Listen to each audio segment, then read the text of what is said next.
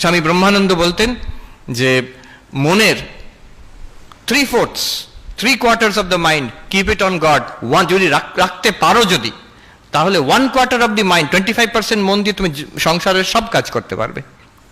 আমরা উল্টোটা করি, ঈশ্বরে মন রাখি না, 100% মন দিয়েও সংসারে কাজ করতে পারছি না আমরা। দ্য মাইন্ড ওই নরক করে দিচ্ছে জীবনকে একটা। So remember this two things, the quality of your life depends what you think about and how much you think about it, মনের কতটা অংশ সেখানে দিয়ে রেখেছো। and the mind in its own place can make a heaven of hell and a hell of heaven.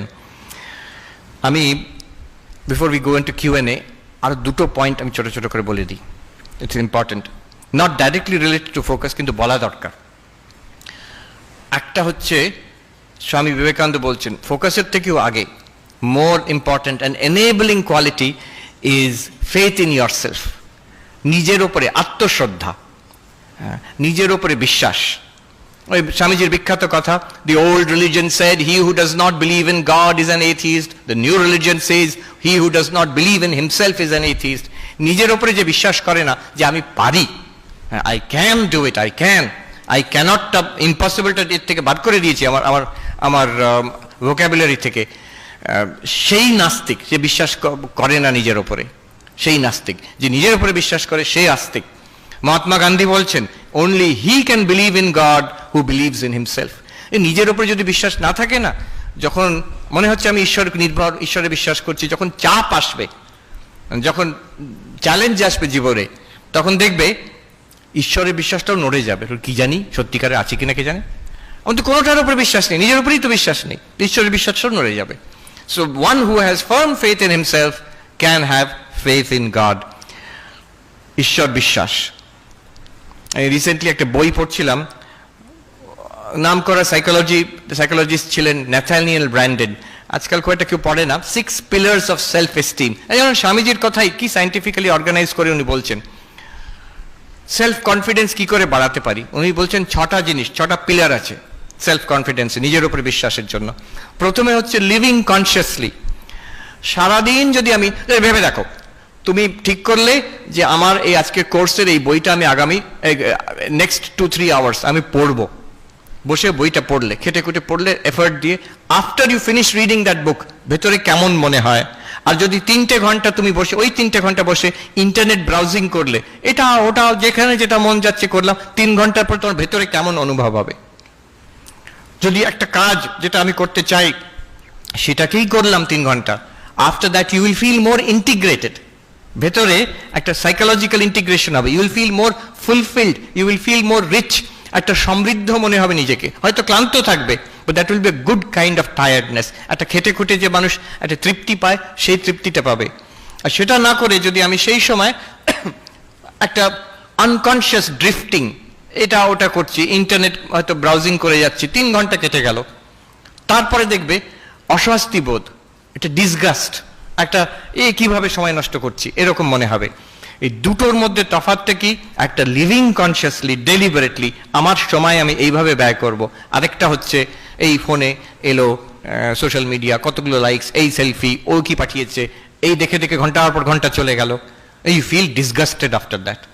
কেউ এরমভাবে মনে করে না দিনের শেষে আমি বেশ 14 ঘন্টা আজকে খেটে খুটে সোশ্যাল মিডিয়া এদিক সেদিক করেছি, ব্যাস দিনটা ভালো গেছে, কোনোদিন মনে হবে না। ইউ উইল ফিল ডিসগাস্টেড, ভাবে দূর কিভাবে দিন কাটাচ্ছি। আর সো লিভিং কনসিয়াসলি, স্বামী বিবেকানন্দের কথা একদম হুবহু, power will come, glory will come, all that is excellent and good will come when the sleeping soul is raised to self-conscious activity, self-conscious action. স্বামীজির কথা, ডেলিবারেটলি কনসিয়াসলি যদি আমি জীবন যাপন করি, কোনো স্পিরিচুয়াল কথা সেখানে বলছেন না, this is spirituality. Second, acceptance, practice acceptance. আমি যেমন, আমি নিজে অন্তত স্বীকার করে নেব, নিজের বিষয়ে একটা ফলস ধারণা না রাখা। আমার এই দোষ ত্রুটি আছে, কাউকে বলার দরকার নেই, but I should be aware আমার এই উইকনেস আছে, আমার এই দোষ ত্রুটি আছে। Once I accept myself honestly, একটা ইন্টিগ্রেশন আসবে personality, and that makes you capable of development. উত্তরাখণ্ডে একজন বড় সাধু খুব ভালো কথা বলেছিলেন, আপনা সচ্চাই স্বীকার করনা बड़ी भारी बात होती है নিজের বিষয়ে যে ট্রুথ বড় বড় কথা তো অনেক শুনলাম আমার কিন্তু অবস্থা এই রকম আমি অন্য কাউকে বলছি না নিজের অবস্থা আমি নিজেকে বুঝলাম then I can improve this is a very important একটা স্টেপ এইখানে ওই ব্র্যান্ডন সাহেব বলছেন প্র্যাকটিস সেলফ অ্যাকসেপ্টেন্স যে আমি এরকম আচ্ছা এবার দেখবো তাকে I can make it better আমার স্ট্রেংথগুলো one should not self sabotage one should acknowledge one's own strengths living responsibly practice living responsibly মানে দায়িত্বটা নিজের ওপরে নাও আমরা চট করে বিশেষ করে ওই দেশে আমেরিকাতে এখন এটা খুব চল হয়েছে অন্য সবাইকে ব্লেম তোমার এরকম অবস্থা কেন তুমি গাঁজা খেয়ে পড়ে আছো কেন বেশিরভাগ সময় গাঁজা খেয়ে পড়ে থাকে তো সবাই নয় অনেকে যদি সন্ধ্যেবেলা আমি যেখানে থাকি যদি রাস্তা আমি বেরোই না আশ্রম থেকে সন্ধ্যেবেলা সব জায়গায় সর্বত্র গাঁজার একটা গন্ধ পাওয়া যায় চারিদিকে তো কেন এরকম অবস্থা আমাকে বলে আমার বাবা মা আমাকে অ্যাবিউজ করেছে কিংবা সিস্টেমটা খারাপ আমাকে কোনো চান্স পাইনি আমি এরকম অনেক আছে এই প্রবলেম সেই প্রবলেম আমার কোনো প্রবলেম নেই আমি তো দেবতা দেবতুল্য মানুষ ও কোনোদিন সেই লোকটা যাই হোক নিজের ওপরে confidence self esteem self confidence কোনোদিন আসবে না যতক্ষণ অন্যদের ওপর চাপিয়ে দিচ্ছি হতে পারে সিস্টেম খারাপ হতে পারে আমার অনেক রকম ডিসঅ্যাডভান্টেজ থাকতে পারে নো ডাউট কিন্তু আমার একটা বড় কম্পোনেন্ট আছে এইগুলোকে নিয়ে আমি কি করলাম সেই রোলটা যদি আমি ফুলফিল না করি তাহলে কোনোদিন সেলফ কনফিডেন্স আসবে না বরং অনেক রকম ডিসঅ্যাডভান্টেজ আছে কিন্তু তার সঙ্গে আমি লড়ে একটা লেভেলে উঠেছি আমার প্রচন্ড সেলফ কনফিডেন্স আসবে তখন so accept living responsibly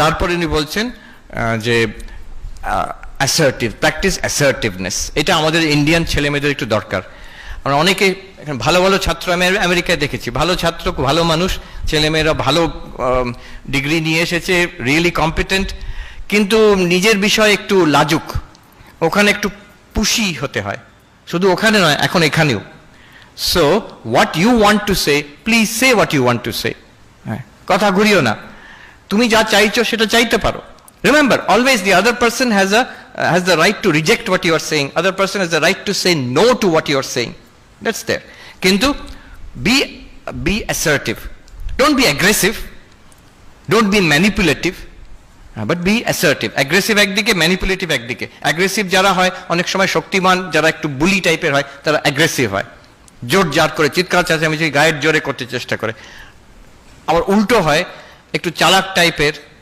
shrewd তারা ম্যানিপুলেট পলিটিক্স খেলে করতে চায় ডোন্ট বি ইদার দুটোই খারাপ আর দুটোই আলটিমেটলি ও সাকসিড করে না মাঝখানে যে অ্যাসার্টিভ নিজের কথাটা বলতে ক্লাসের মধ্যে বলতে ভয় পায় না কাজের মধ্যে বলতে ভয় পায় না ফ্যামিলিতে বলতে ভয় পায় না বাট অ্যাসার্টিভলি নট অ্যাগ্রেসিভলি সত্য কথা উইথ রেসপেক্ট নিশ্চয়ই বলবে কেন বলবে না যা চাইবার কথা চাইবে কেন চাইবে না but remember you may not get but you have the right to ask এখানে নিজেকে যখন অ্যাসার্ট করবে একটা কনফিডেন্স আসবে নিজের জীবনে আচ্ছা লিভ পারপাসফুলি স্বামীজিও বলেছেন অনেকবার এই ব্র্যান্ডন সাবু বলছেন কনফিডেন্সের জন্য একটা দরকার এম ইন লাইফ আমি যদি সবাই যেটা করছে আমি ভেসে যাচ্ছি তুমি এই যে করছো এটা তুমি কি চাও আমি ওরকম ভাবিনি বাবা মা ভর্তি করে দিয়েছে তাই জন্য আছি আমি তাহলে কিন্তু কোনোদিন নিজের উপরে কনফিডেন্স আসবে না বলবে হ্যাঁ আমি চাই এই ডিগ্রিটা আমি চাই এই বিদ্যাটা আমি চাই এই সার্টিফিকেটটা আমি চাই তাই জন্য আমি করছি you'll have confidence in yourself একটা এস্টিম আসবে that I am doing what I want to do living purposefully আমি একটা পারপাস নিয়ে বেঁচে আছি এখানে অনেক সময় চাপে হয় আমি ভাবি কেন আমেরিকাতে ছাত্রীরা ওখানে এত ফ্রিডম কিন্তু এত রেসপন্সিবল কি করে আমি এখানে একদম সেই প্রেসিডেন্সির থেকে সাধারণ কলেজ অবধি দেখেছি সব জায়গায় দেওয়াল লেখন হইচই কাণ্ড এই আন্দোলন সেই সারাক্ষণ হই চলছে একটা কাণ্ড অনেক কিছু গোলমাল চলছে পিকুলিয়ার কিন্তু ওই ছাত্রগুলি যখন আমেরিকায় যাচ্ছে করছে না তো কি ওখানে খুব কড়া নিয়ম not at all total freedom one thing is আমার মনে হয় এখানে সেন্স অফ পারপাসটা একটু কম এখানে বাবা মারা বাচ্চাদের বাচ্চা করেই রাখতে চায় তো বাবা মারা সব টাকা পয়সা দিয়ে দিচ্ছে সব কিছু এখন তুমি গিয়ে বাবা মার পয়সাতে আহ্লাদে আছো সে কলেজে এখন সেই তো যা ইচ্ছে তাই করছে আমেরিকায় আমি দেখেছি কলেজে পড়ছে, আমি হার্ভার্ডে দেখলাম, আমি তো সুখে ছিলাম, আমার তো টাকা দিয়ে দিয়েছে ইউনিভার্সিটির থেকে, কিন্তু অন্য ইয়াং ছেলে মেয়েরা কি প্রেসারে, তাদের খাওয়ার জন্য থাকার জন্য 2-3টে করে চাকরি করছে, টিউশন ফিস দেওয়ার জন্য 2-3টে করে পার্ট টাইম জব করছে, কেউ ওয়েটার স্টারবাক্সে কাজ করছে, কেউ লাইব্রেরিতে কাজ করছে, তাদের একটুও সময় নেই। পড়াশোনা, এত পড়াশোনার চাপ। আমার তো পড়াশোনা করে আমি একদম সে ঘুরে বেড়াচ্ছি এখানে ওখানে, এই লেকচারে যাচ্ছি সেই লেকচার, ওদের সময় নেই। আর টেনশনও কম নয়, লোন নেওয়া আছে সেটাকে ফেরত দিতে হবে, এরপরে পিএইচডিতে চান্স পাবে কিনা, তারপরে কোথাও চাকরির চান্স আছে কিনা, এইভাবে। তো এই রেসপন্সিবিলিটি খুব কম বয়সে ওদের উপর রেসপন্সিবিলিটি আসে। So we also should have, আমাদের সোসাইটি যেদিকে যাচ্ছে কিন্তু ওই দিকেই যাচ্ছে, so you will also have to live responsibly. And finally most important, একটা sense of personal integrity. Integrity মানে আমার মরাল স্ট্যান্ডার্ড, আমি সত্য কথা বলবো, আমার নিজের একটা ডিসিপ্লিন থাকবে জীবনে, অন্যদের সঙ্গে ব্যবহারের আমার স্ট্যান্ডার্ড থাকবে, আমি ভদ্র ব্যবহার করব, আমার স্ট্যান্ডার্ড। অন্যরা বলছে বলে শুধু নয়, আমি সবাইকার কাছ থেকে, বাবা মা মহারাজদের কাছ থেকে, বই থেকে সব শিখলাম, এর মধ্যে আমি যেটা ভালো লাগলো, মাই পার্সোনাল স্ট্যান্ডার্ডস।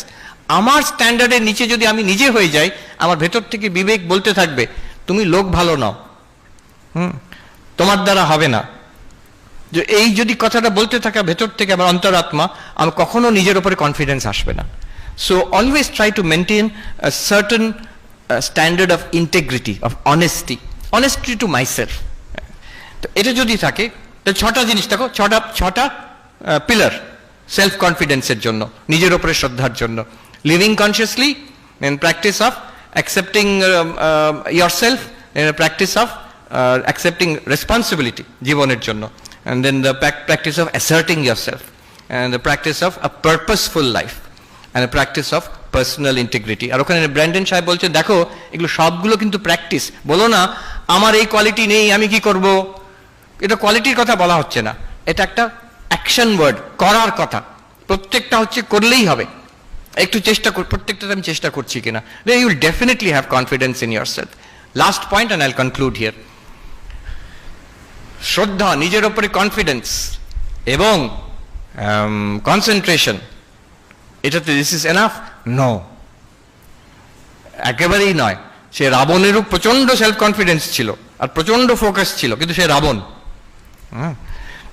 একটা রাক্ষসও হতে পারে প্রচন্ড সেলফ কনফিডেন্স অ্যান্ড, বলতে চাই না, একজন বিরাট বড় দেশের লিডার যার জন্য বিরাট যুদ্ধ চলছে এখন, তারও প্রচন্ড কনফিডেন্স আর কনসেন্ট্রেশনও আছে, কিন্তু তাতে অবস্থাটা কিন্তু ভালো, রেজাল্টটা ভালো হচ্ছে না। কিন্তু তার সঙ্গে দরকার এই সেলফলেসনেস, যে নিজের জন্য সেলফিশ, এটা ইম্যাচিওর। যতটা সেলফলেস ততটা ম্যাচিওরিটি। আর এই ম্যাচিওরিটি যে বয়সের সঙ্গে হয় তা নয়, কিন্তু আমি আমার চাই চাই চাই, এটা হচ্ছে একটা ইম্যাচিওর, বাচ্চারা করে। তারপরে যখন when you are teenager or come to your age, a certain amount of selflessness is expected. যত সেলফলেস হবে, যত আনসেলফিশ হবে, you are not the loser, never, you are always the gainer. কিছু না হলে অন্তরে তৃপ্তি থাকবে, বাইরেও সাকসেসফুল হবে।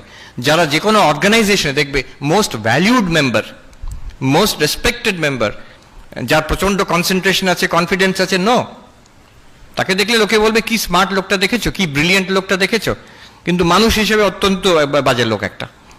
কিন্তু যে সবচেয়ে সেলফলেস, যে সবচেয়ে অন্যদের জন্য সময় দেয়, অন্যদের জন্য অলওয়েজ দেয়ার ফর আদার্স, এই selflessness, unselfishness is a test of truth. একটা জিনিস যত আনসেলফিশ, যত selfless, that is closer to the truth. Swami Vivekananda এই কয়েকটা টেস্ট দিয়েছেন truth. That which makes you strong, that is the truth. That which makes you weak, reject as poison. That which unites, that is truth. That which divides, that is falsehood. That which is unselfish is truth. That which is selfish is falsehood. So a selflessness, এই তিনটে জিনিস আজকে I am sharing with you, and it is like a philosophy of life. First আমার বলা উচিত ছিল self confidence. Second, your power will come from focus. যতটা focus করতে পারবে ততটা। আমি মাঝে মাঝে বলি আমেরিকাতে তো এখন টাকা যাদের আছে তাদের কথা বললে লোকে শুনবে, আচ্ছা আচ্ছা। তো বলছে ওখানে ওয়ারেন বাফেটের কথা বলো, ওয়ারেন বাফেট খুব বড় ইনভেস্টর, মানে one of the richest people, আর $multi-billion বিজনেস এসব আছে। তো সবাই জিজ্ঞেস করে আপনার সাকসেস স্টোরি অফ সাকসেস কি, সিক্রেট অফ সাকসেস, কি করে এত ধনী হলেন? উনি সবসময় বলেন, I can tell you, you can also do it, but I know you will not do it. কি সেটা? বলছে দিনে আমি 500 পাতা, অন্তত 500 পাতা পড়াশোনা করি, 500 pages a day. 500 pages a day কম কথা নয়। আমি হার্ভার্ডে যখন অ্যাসাইনমেন্ট করতাম তখন হয়তো দিনে 200-300 পাতা পড়তে হতো, তার বেশি নয় ম্যাক্সিমাম। তো একটা মানুষ এখন 80+ ইয়ার্স বলছে আমি প্রতিদিন 500 পেজেস পড়ি, নিজের বিজনেস সম্পর্কে আর অন্য জিনিসও। এটা সবাই পারে, তোমরা করবে না আমি জানি, বলছি তোমাদের সিক্রেটটা। তো this is the thing, the focus, the power of intense focus. আমেরিকাতে হিরো হচ্ছে এইসব বিলিয়নিয়াররা। এখন ইলন মাস্কের নাম শুনেছো? ইলন মাস্ক শুনেছো? তো ওখানে ওইসব এরা সব হিরো। তো ইলন মাস্ক যখন ছোটবেলায় স্কুলে পড়তো তখনকার দিন ওই বই এনসাইক্লোপিডিয়া ব্রিটানিকা 2বার পড়েছে, পুরো এনসাইক্লোপিডিয়াটা। স্কুল স্টুডেন্ট বলে অন্তত তাই। স্বামী বিবেকানন্দ পড়েছিলেন, আমরা গল্পতে পাই। এই শরৎচন্দ্র বেলুর মঠে গিয়ে জিজ্ঞেস করছেন স্বামী বিবেকানন্দকে, এই এতগুলো মোটা মোটা বই একটা মানুষ জীবনে পড়তে পারে? তখন 10টা ভলিউম ছিল।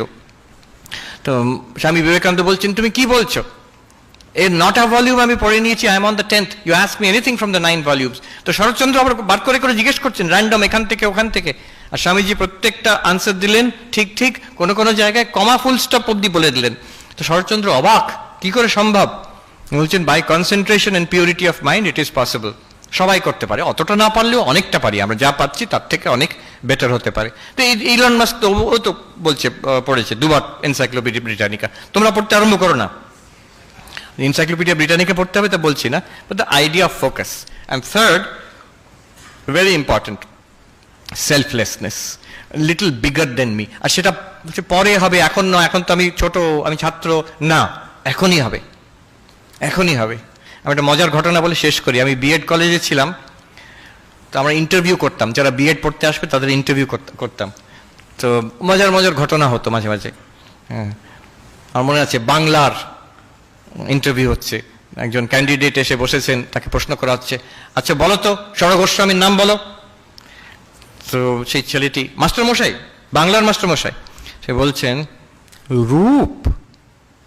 আমাদের দিকে তাকাচ্ছে ঠিক হচ্ছে কিনা। সনাতন, আর মনে পড়ছে না। তারপরে বলল জয় গোস্বামী, যিনি বাংলার মাস্টারমশাই, উনি উফ। তো সেইখানে একজন ক্যান্ডিডেট এলেন, বিরাট লম্বা দাড়ি, এরকম ঝাঁকড়া ঝাঁকড়া চুল। আমরা দেখে তো অবাক হয়ে গেছি, কি ব্যাপার? বলছে আমি কালীর সাধক। তাই? তা আপনি কি করেন মাস্টারমশাই? বলছে আমি রাত্রিরে কালী কীর্তন করি।